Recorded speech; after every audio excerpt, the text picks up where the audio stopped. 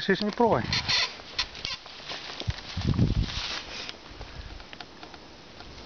То удари само клон. То даже може да го чупи. Дай да го пуснем пеша. А? Слез от него и те да го пуснем.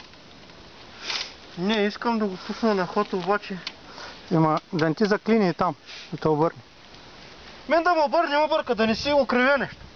Тогава ще има я. Еми добре, след сега те ще го пуснем, да го държим на задницата и ще го пуснем. Включи го на някаква скорост. Включи го на първа, примерно, и готово се търка надолу. Чая да помисля. Ай, помисли, имаш време. Искаме те радова насам. Вижте, може там да го пиш, видите.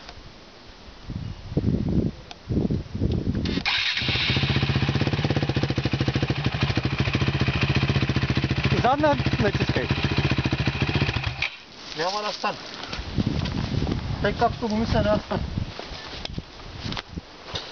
Ти много си избил. Избил съм, ама няма стане да даш, защото... Я. Да включи го на първа ли? Да. Еми...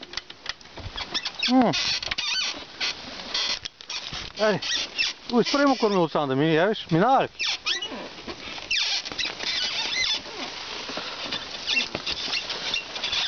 Е, този момент най-ма дразни се е. Да. Его. Виж кой ще да стане, ако бях отгоре. Да бе. Аз зато ти казвам, пускай го само.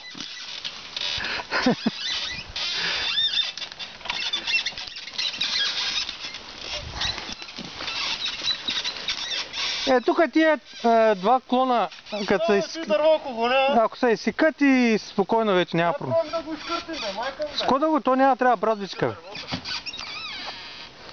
То трябва брадва, бе, Адаш. Какво се спи? Отделно е и мокро. Да, бе.